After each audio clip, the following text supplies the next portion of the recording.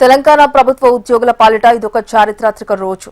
ఉద్యోగులు ఎన్నో ఏళ్లుగా ఎదురుచూస్తున్న నగదు రహిత చికిత్స కోసం నూతన ఈహెచ్ఎస్ పోర్టల్ను డిప్యూటీ సీఎం భట్టి విక్రమార్క, మంత్రి దామోదర రాజనరసింహ ప్రారంభించారు. 10 ఏళ్లు అధికారంలో ఉన్న బీఆర్ఎస్ ఉద్యోగుల ఆరోగ్యాన్ని పట్టించుకోకుండా బిల్లులను పెండింగ్లో పెట్టిందని భట్టి మండిపడ్డారు.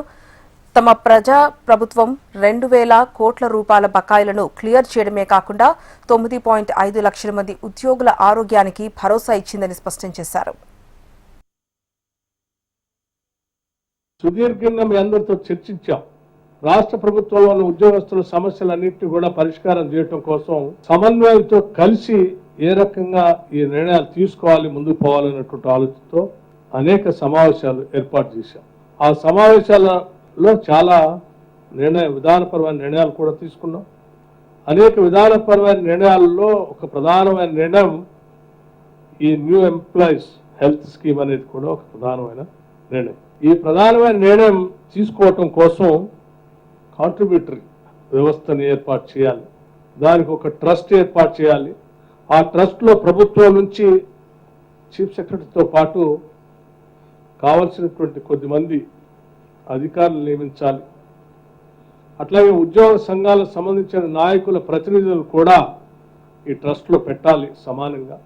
ఈ యావత్ అంతా ఒక ట్రస్టీగా ఏర్పడి ఈ ట్రస్ట్ సభ్యులు రాష్ట్రంలో ఉన్నటువంటి ఈ 8 లక్షల మంది ఉద్యోగుల్లో పెన్షనర్స్కి 9.8 లక్షల డిపెండెంట్స్కి వాళ్ళ అవసరాలు తీరే విధంగా ఈ హెల్త్ స్కీమ్ ద్వారా వారికి కావాల్సిన చర్యలు చేపట్టాలి.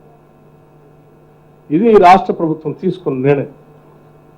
అందులో భాగంగానే హెల్త్ శాఖకు సంబంధించి గౌరవ మంత్రివర్యులు ప్రత్యేకమైన దృష్టి సారించి దామోదర రాజనరసింహ గారు ఈ రాష్ట్ర ప్రభుత్వం తీసుకున్న నిర్ణయాన్ని వెంటనే దీన్ని అమలు చేయడం కోసం ఈ హెల్త్ కార్డ్ని ఈరోజు రాష్ట్ర వ్యాప్తంగా ఈరోజు ప్రారంభోత్సవం చేసుకొని అందించే కార్యక్రమాన్ని కూడా ఈరోజు ఇక్కడ మీ అందరి సమక్షంలో ఏర్పాటు చేసుకున్నాం.